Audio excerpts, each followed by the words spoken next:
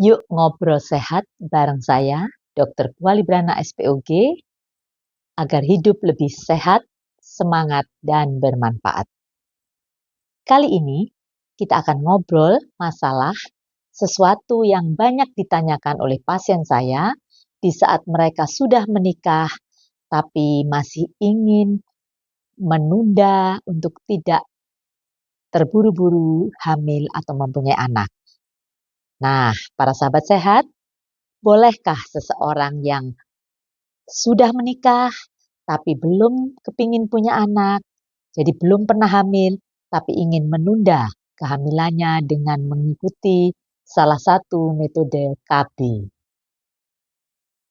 Banyak pertanyaan, kalau saya suntik, kalau saya minum pil, kalau saya pasang IUD, atau apa yang terbaik dokter, supaya saya nggak keburu-buru hamil? Karena ini saya udah terlanjur kontrak kerja, dalam 1 tahun pertama saya tidak boleh hamil dulu. Ada juga yang saya udah terlanjur diterima kuliah di luar negeri sehingga sementara memang lebih baik LDR dulu dan tidak hamil dulu.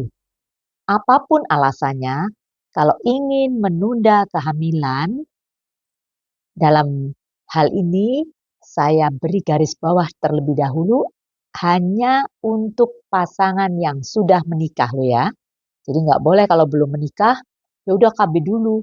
Biar kalau eh, berhubungan dengan pacarnya atau siapa itu bebas dan tidak risiko hamil, tidak boleh.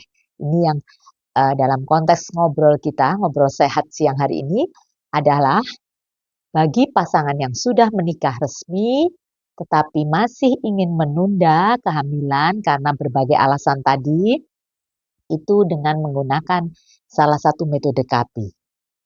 Kalau bertanya kepada saya, bolehkah? Tentu saya sebagai dokter kandungan akan menjawab boleh. Tapi, nah ini ada tapinya. Berapa lama mau ditunda? Dan juga dokter akan memeriksa, menanyakan apakah siklus haidnya normal atau tidak teratur selama ini. Kemudian pasangan ini nantinya kepingin punya anak berapa, usianya saat ini berapa. Wow, banyak sekali dokter yang perlu ditanyakan dan digali. Ya memang, karena kalau misalkan umur Anda sudah 32 tahun baru menikah, suamimu umur 36 tahun, ngapain ditunda-tunda? Karena sudah saya jelaskan bahwa usia reproduksi yang paling baik adalah mulai dari usia 21 tahun sampai dengan 35 tahun. Kalau terlalu tua, baru mau berencana untuk hamil, tentunya ada risiko-risiko yang harus dijalaninya, ya. Jadi sekali lagi, kalau ingin menunda, begitu menikah tidak ingin cepat hamil, itu dokter akan menanyakan umurmu berapa, nanti targetnya kepengen punya anak berapa lama mau ditundanya. Nah, kalau sudah kedua belah pihak memang sepakat, ya dokter memang kami ingin menunda 2 tahun, misalkan contoh itu. Tentu akan ada beberapa pilihan. Kalau siklus haidmu normal, dokter akan menyarankan pakai KB alamiah saja. Gimana dokter caranya? Nah, dokter akan mengajari bagaimana menghitung masa subur, bagaimana metode pantang berkala, yang semua itu termasuk di dalam kriteria alamiah. Karena kalau KB alamiah begitu tuh dihentikan, langsung kesuburannya kembali kan ya. Jadi tidak usah terlalu bingung lagi untuk promil kalau nantinya pengen punya anak beneran ya. Tuh, yang pertama pilihannya KB alamiah. Kemudian, pilihan kedua adalah KB yang non-hormonal. Maksudnya non-hormonal tahu ya, mungkin IUD, gitu, yang bukan mengandung hormon ya, atau mungkin pakai kondom begitu. Prinsipnya yang tidak mengandung hormon. Nah, kenapa pilihannya ini? Karena ini pun kalau nanti sewaktu-waktu dilepas atau tidak menggunakan KB yang non-hormonal ini, kembalinya kesuburan itu cepat. Jadi misalkan saya contohkan, memakai IUD yang harusnya 5 tahun, tapi karena hanya pingin ditunda 2 tahun, dilepas di saat 1 tahun atau 1,5 tahun untuk mengembalikan kesuburan itu lebih cepat. Nah, yang ketiga adalah KB hormonal. Kenapa ini urutan ketiga? Karena namanya juga hormonal.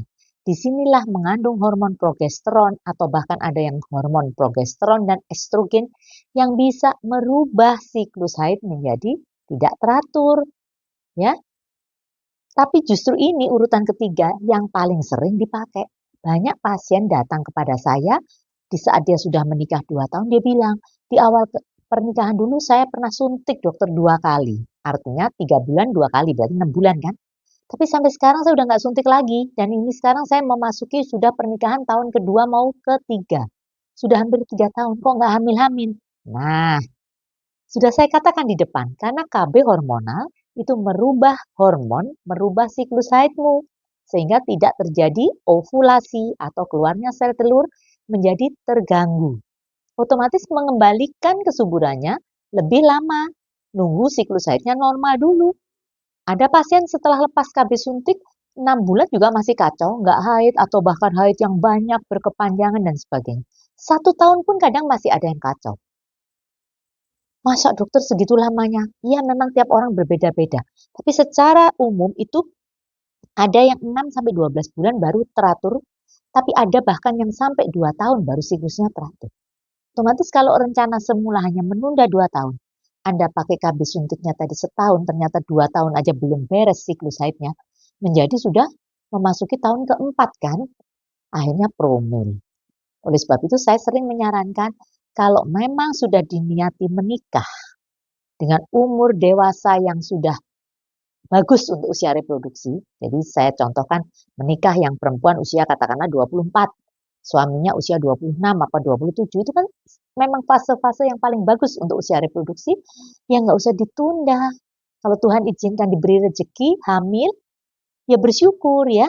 Nah, kalau sudah dapat anak satu, ingin membuat jarak dengan anak keduanya, ya udah saya pengen ini berbenah dulu karena belum punya rumah, misalkan gitu ya, masih harus bekerja suami istri.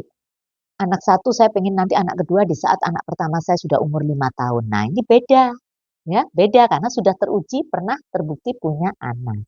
Kalau belum pernah sama sekali hamil atau belum pernah punya anak, saran saya sebagai dokter kandungan, para sahabat sehat ya, jangan tunda dengan KB.